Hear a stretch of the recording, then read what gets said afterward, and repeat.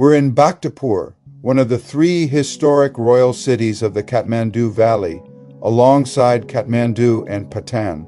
Among these three, Bhaktapur occupies a special place in the Newar imagination. If Patan is associated with art and Buddhist learning, and Kathmandu with royal power and trade, Bhaktapur is often seen as the most traditionally Newar of the three, a city where older rhythms of life have remained visible. For many Newars, Bhaktapur is not just a place, it is a reference point, a city that shows how Newar civilization once functioned as a whole.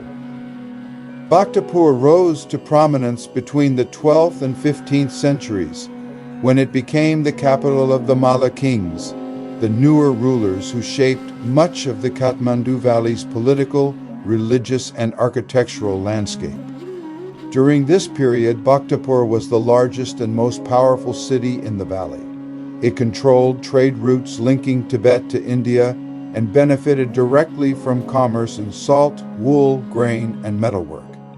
But unlike many medieval capitals, Bhaktapur was not built only to display royal authority. It was built to organize ritual life. Bhaktapur is best understood as a ritual city, laid out according to newer ideas about space, purity, and community. Neighborhoods were historically organized by occupation-based caste groups: potters, farmers, metal workers, priests, merchants, each with specific ritual responsibilities.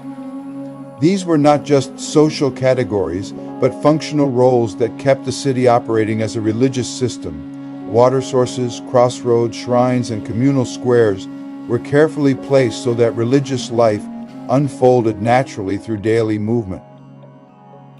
That's why walking through Bhaktapur feels different.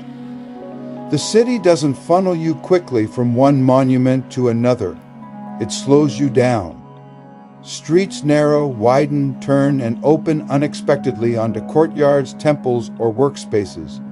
This rhythm mirrors how newer festivals move through the city, slowly, deliberately, neighborhood by neighborhood. At the heart of the city lies Bhaktapur Durbar Square, once the seat of the Malla kings. Here, palaces and temples stand side by side, reflecting a newer understanding that political authority required religious legitimacy. Kings ruled not only through force, but through ritual sponsorship. Durbar Square was never meant to be isolated from daily life. Even today, people cross it on foot. Vendors pass through its edges, and festivals transform it into a stage for collective action. Power, devotion, and daily movement were always meant to overlap. One of Bhaktapur's most striking monuments is Nyatapola Temple, the tallest pagoda temple in Nepal. Built in the early 18th century, Nyatapola is not only impressive in scale, but in design. Each level is guarded by figures said to possess 10 times the strength of the level below, a symbolic hierarchy reflecting newer cosmology. What's remarkable is not just the symbolism, but the engineering. Nyatapola survived major earthquakes for centuries, including the devastating quake of 1934, largely intact. This resilience reflects a deep understanding of materials, balance, and flexibility, knowledge passed down through generations of newer builders. Bhaktapur is famous for its crafts, but what sets it apart is where those crafts are practiced. Potters shape clay in open squares. Woodcarvers work in street-front workshops. Metalworkers hammer and cast in spaces that double as family homes. In places like Pottery Square, production is communal and visible. Skills are transmitted informally, through watching, helping, repeating. This is not preservation through museums. Bhaktapur remains one of the strongest centers of Newar language, or Nepal Bhasa. You hear it in markets, among neighbors, during rituals, and especially during festivals. Many prayers, chants, and songs exist only in Newar, binding language directly to religious practice. Sound is important here. Festival drums, cymbals, horns, and chants echo through the streets, reinforcing a sense of collective time. Certain sounds signal certain moments, processions, offerings, transitions. Time in Bhaktapur is often ritual time, not clock time. Bhaktapur is also famous for its yogurt, thick, creamy, and slightly sweet. Even in a city known for temples and festivals, this is something everyone mentions, and once you try it, you understand why. Festivals in Bhaktapur are not occasional spectacles, they are the spine of the social calendar.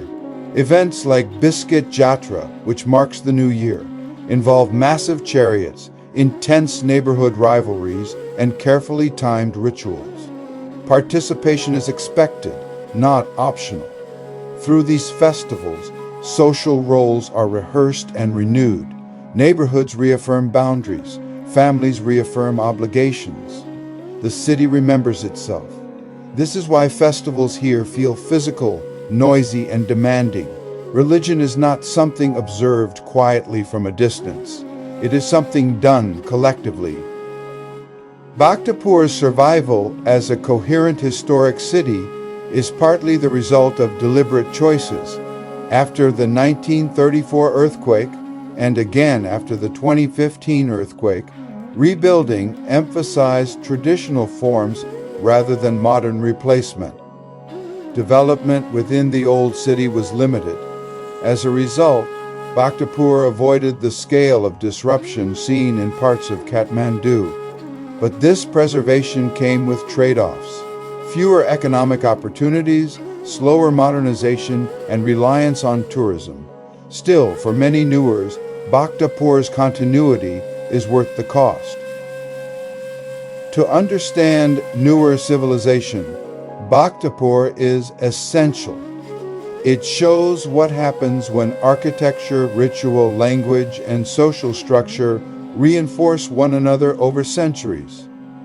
It demonstrates how a city can function as a cultural organism, not just a collection of monuments. If Kathmandu shows political complexity, and Patan shows artistic and religious synthesis, then Bhaktapur shows continuity.